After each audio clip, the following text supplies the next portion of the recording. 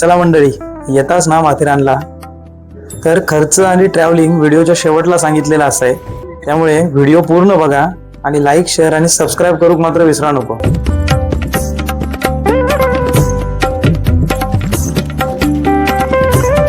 तर सुरुवात झाली दिवा स्टेशनवरून. आम्ही 7ची कर्जत फास्ट पकडून जाऊन पोहोचलो नेरळ स्टेशनला. इथून इको करून ह्या निसर्गाचा उपभोग घेत आम्ही जाऊन पोहोचलो माथेरानच्या या कमानीकडे. सुरुवातीला तुम्हाला माथेरानचा मॅप दिसेल. इथून पुढे तुम्ही निघू शकता माथेरानचा निसर्ग एक्सप्लोर करण्यासाठी. माथेरानमध्ये बघण्यासारखं असं बरंच काही आहे आणि जो हा निसर्ग आहे आणि त्याची शांतता आहे ती खरंच तुमच्या मनाला देखील भुरळ पाडेल.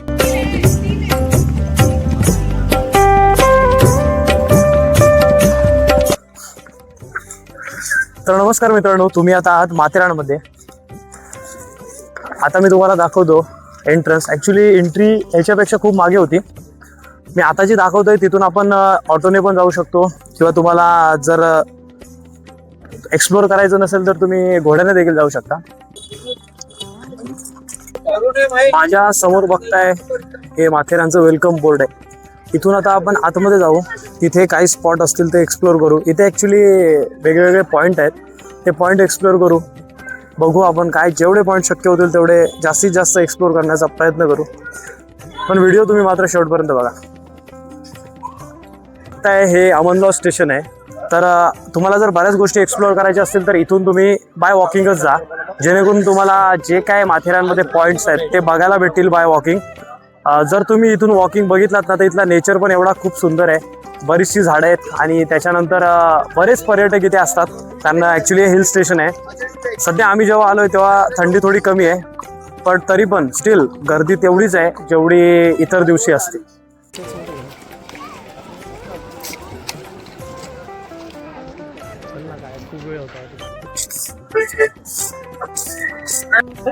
And guys now feel the environment. सुकून का नाम सुना है. मला काय बोलायची गरजच नाही. एवढा चांगला एन्व्हायरमेंट आहे आणि एवढी शांतता आहे ते. भले एवढी गर्दी असू दे पण निसर्गाची जी शांतता आपल्याला जी आपण एकांतात अनुभवतो ती इथे एवढा क्राऊड असताना शिवाय आपण अनुभवू शकतो लिटरली. आणि आता माझ्यासमोर एक टॉय ट्रेन येते. टॉय ट्रेन की टॉय ट्रेन गो हां toy train, sorry toy train. तिचा आता कुठून लय लांब आहे, नाही तर त्याचा व्हिडिओ घेतला असता.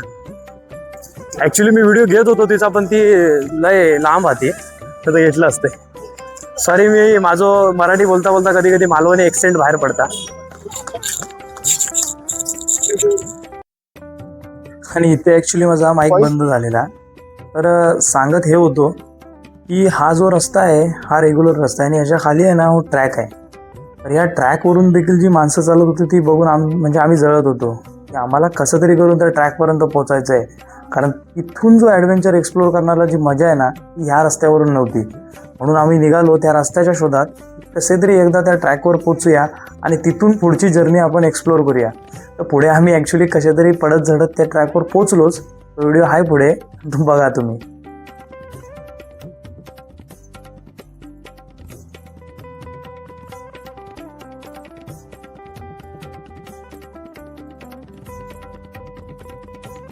तर अप्रॉक्स अर्धा तास आम्ही चालतोय पण अजूनपर्यंत एका पण पॉईंटवर पोहोचलो नाहीत. तर जेवढे पॉईंट आम्हाला मिळतील तेवढे एवढे सारे पॉईंट आहेत तर छोटे छोटे क्लिप्स करून तुम्हाला सगळे दाखवण्याचा प्रयत्न करेन, एक ट्राय करेन. तर तुम्हाला आम्ही ते कसे आलो, कुठून आलो, किती रुपये लागले, कुठल्या ट्रेनने आलो हे सगळं बघायचं असेल तर त्याच्यासाठी एक मिनी ब्लॉग मी इंस्टावर टाकला आहे. तर तो पण तुम्ही बघा, त्याची लिंक मी कमेंट बॉक्समध्ये टाकतो. तर ते पण तुम्ही बघा. हे सगळे आहेत, हे माझे फॉलोअर आहेत, तुम्ही बघू शकता. चॅनलचं नाव काय? हे गाईज देखो देखो दरिंदगी चेहरे से टपकती है. नंबर 1 का कमीना है. जी जी जी, आंखें देखो, नीयत में खोट साफ नजर आती है. नाव काय? हे गाईज फॉलोअर आहेत माझे, बघा तरी. हे ऍक्च्युली माझा डायलॉग जरा कमी पडता, त्याचं हिट कमी पडतं आणि हे माझे फॉलोअर्स मागून पण येते. तर तुम्ही माझ्या चॅनलला कधीपासून सबस्क्राईब केला? 2000 समथिंग. म्हणजे ऍक्च्युली ज्यावेळी माझा चॅनल होता पण नव्हता त्यावेळीपासून मला सबस्क्राईब केले. अँड हाच तो फायनली रस्ता शोधून काढून कुठून तरी झाडाझुडपातून पडत झडत येऊन ट्रॅकवरती पोचलोच. आणि आता पुढचा प्रवास आम्ही करणार ट्रॅकवरून. त्याच्यासाठी जी एक्साइटमेंट होती ना ती त्यावेळी जी मी फील केली ती मी तुम्हाला आता शब्दातून सांगू शकत नाही. इथला निसर्ग एवढा सुंदर आहे की वाटतं की इथेच बसून राहावं. दोन्ही बाजूला असलेली झाडं झुडपे आणि त्याच्यामधून असलेला हा ट्रॅक एकदम सुखदच. तर हा आहे मॅप.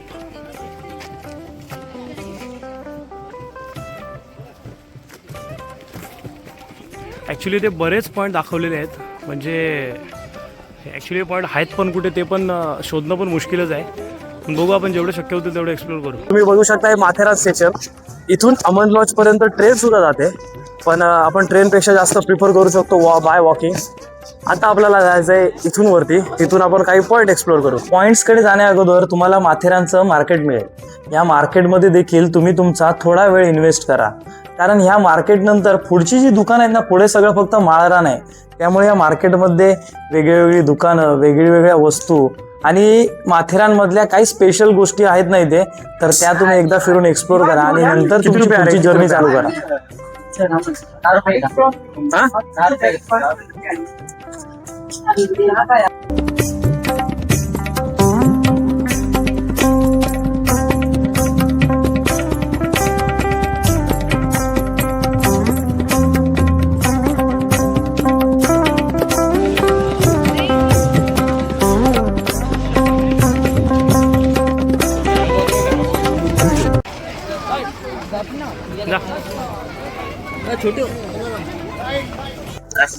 तर आपण येऊन पोहोचलो आता गार्डन मध्ये. पॉइंटची स्टार्टिंग होण्याच्या पहिलाच इथं गार्डन आहे. पहिलं त्या गार्डन मध्ये तुम्हाला सुरुवातीला हे स्मारक दिसेल. हे हुतात्मा अण्णा साहेब कोतवाल यांचं इथे स्मारक आहे. आपण आता गार्डन मध्ये आतमध्ये जाऊया, एक फेरी मारू फक्त. चला. या गार्डनच्या एंडिंगलाच एक माधवजी पॉइंट म्हणून आहे. तुम्हाला समोर ते बोर्ड लागलेलं दिसत असेल. तर ह्या पॉइंटवरून पण माथेरानचा एकदम सुंदर व्ह्यू येतो. बाकी ते असं एक्स्ट्रा ऑर्डिनरी असं काय नाही, पण तो एक व्ह्यू आहे.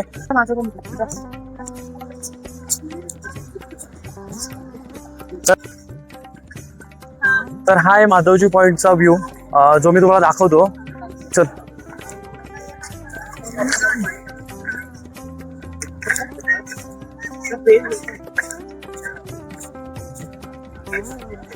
त्या बॅरिगेशनच्या पलीकडे तुम्ही बघू शकता हा पूर्ण एंटायर जो परिसर आहे, डोंगर दिसत आहेत. हे ऍक्च्युली आपण जेव्हा माथेरानमधून म्हणजे खालून जेव्हा वरती आलो तेव्हापासूनचं हे सगळं नेचर आहे, जे वरून आम्हाला ह्या पॉइंट वरून दिसतंय.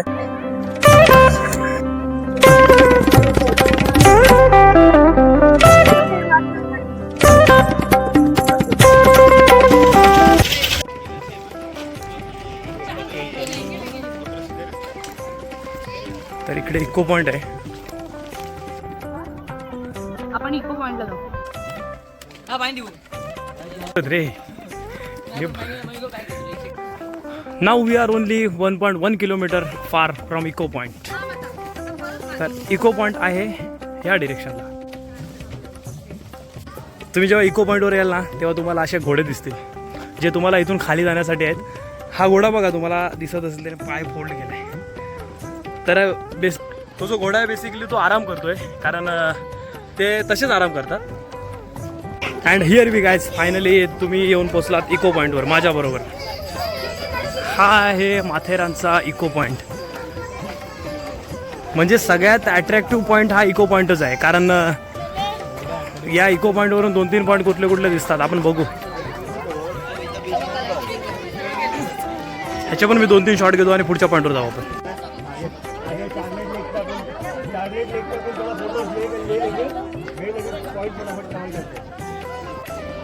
तर हा आहे ओव्हरऑल इको पॉईंटवरून दिसणारा माथेरानचा व्ह्यू.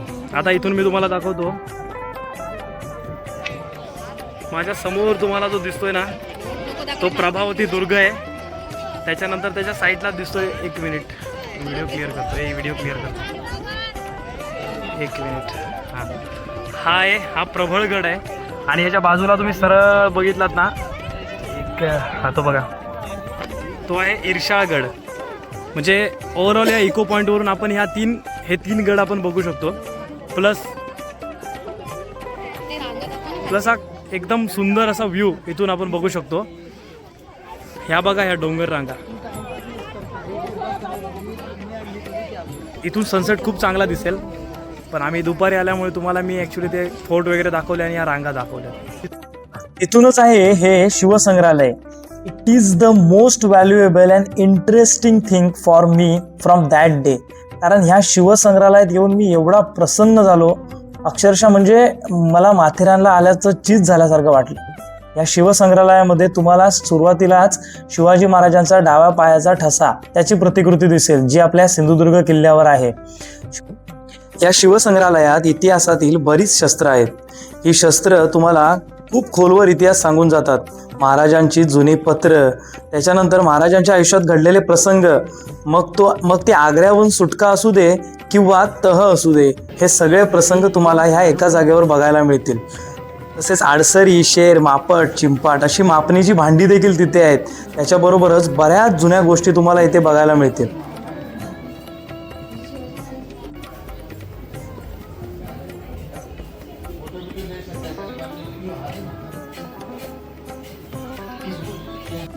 हे शिवकालीन प्रसंग तुम्हाला इतिहासाची आठवण करून देतात. या प्रसंगांचं वर्णन मराठी भाषेसोबतच इंग्रजी भाषेत देखील केलेलं आहे. कारण आपल्या महाराजांची ख्याती ही फक्त आणि फक्त महाराष्ट्र किंवा भारतापुरती मर्यादित नसून ती पूर्ण जगाच्या पाठीवर कोरली गेलेली आहे. ह्या प्रसंगांचं कोरीव काम आणि ह्या प्रसंगांचं विश्लेषण बघून तुम्हाला देखील त्या इतिहासाचा भाग असल्याचा भास होईल. सोबतच वेगवेगळ्या प्रकारच्या तलवारी देखील तुम्हाला पाहायला मिळतील.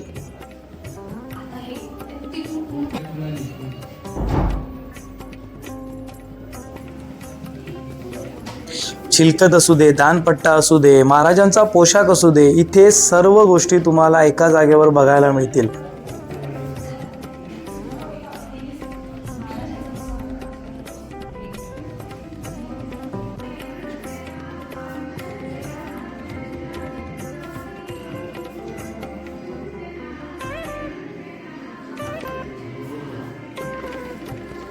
इथे तुम्हाला त्या काळातील जागेनुसार वापरली जाणारी नाणी देखील बघायला मिळतील. त्याचबरोबर चिन्हे आणि पत्रव्यवहार करण्यासाठी वापरली जाणारी तिकिटे देखील तुम्हाला इथे पाहायला मिळतील. या सर्व गोष्टी साठवून तुम्ही पुढे जेव्हा निघाल तेव्हा तुम्हाला त्या इतिहासाची जाण आणि इतिहासाची आठवण नक्की राहील.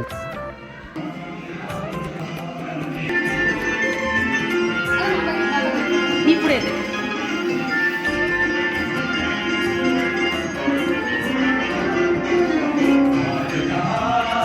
अभिप्राय लिहून महाराजांच्या आठवणी सोबत घेऊन निघालो पुढच्या प्रवासाला.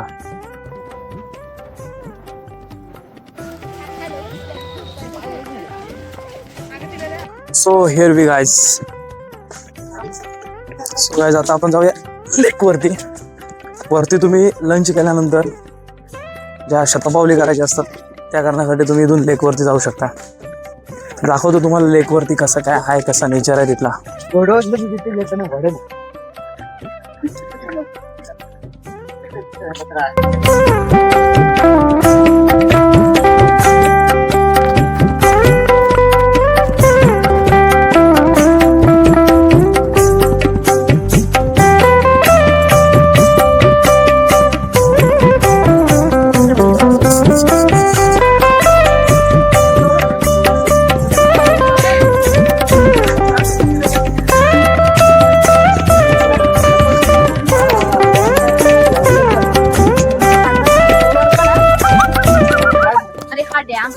हा आहे डॅम.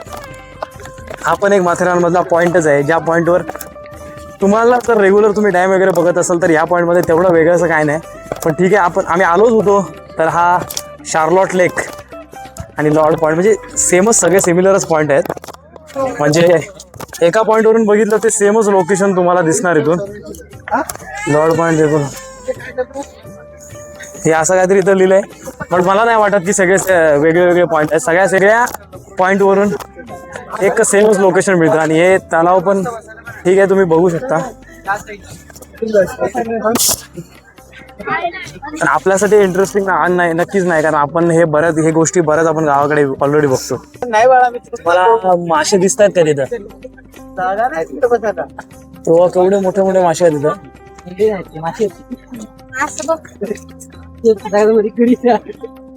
दिसतात की नाही माहित नाही मला, पण मी ट्राय करतो तुम्हाला दाखवायचा. तलावाच्या साईडलाच हे मंदिर आहे. तर या मंदिरामध्ये पण मी जातोय. बघू मंदिरामध्ये पण हे बघा. जर तुम्ही पण जर कधी माथेरानला आलात आणि या तलावाकडे आलात तर ह्या मंदिरामध्ये तुम्ही येऊन तलावाकडे पण जाऊ शकता. ऍक्च्युली संध्याकाळचं तुम्हाला खूप चांगली, संध्याकाळी जाण्यासाठी खूप चांगला पॉईंट आहे. इथे तुम्हाला नाश्त्यासाठी पण सोय आहे. आणि इथली जी वनराई आहे ना, म्हणजे जंगल इथलं खूप सुंदर आहे. तो बघा, तुम्हाला तो व्ह्यू दाखवतो मी इथून. इथली वनराई खूप म्हणजे खूप सुंदर आहे. कारण इथून आतमध्ये पूर्ण जंगल आहे आणि जंगलामध्ये हे जे पॉइंट्स आहेत ना, खूप म्हणजे मन तृप्त होतं इथं आल्यावरती. आता आपण आतमध्ये जाऊन दर्शन घेऊ. आणि ही कोकणवासीय समाज संस्था म्हणजे अशी एक पादुका आहेत. बऱ्याच गोष्टी इथे आहेत बघण्यासारख्या, म्हणजे बऱ्याच गोष्टी अनएक्सप्लोर आहेत ज्या अजूनही एक्सप्लोर व्हायच्या बाकी आहेत. सगळं तर आम्ही एका दिवसात करू शकत नाही, पण the things that can possible in one day आम्ही ते एक्सप्लोर करण्याचा ट्राय तरी केलंय.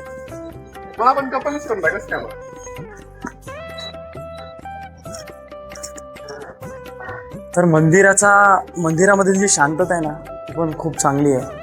तुम्ही बघू शकता. तिथे तुम्ही क्षणभर विसावू देखील शकता. कारण मंदिर आणि मंदिराचा जो प्रिमायसेस आहे, हा प्रिमायसेस पण मी तुम्हाला दाखवतो. चला आपण प्रिमायसेस बघून घेऊ. आणि या मंदिरामध्ये जी शांतता आहे ती ॲक्च्युली खरंच खूप चांगली आहे. जेव्हा तुम्ही बाकीचे पॉईंट्स बघून येतो तेव्हा तुम्हाला ही शांततेची गरज असते. तर आपण आता प्रिमायसेस बघू.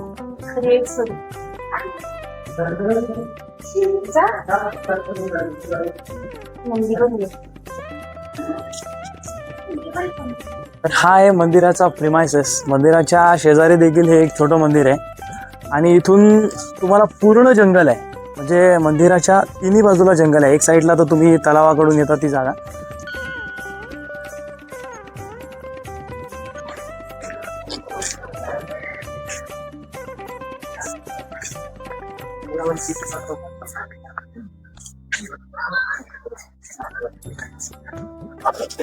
So guys, it is the end of the trip.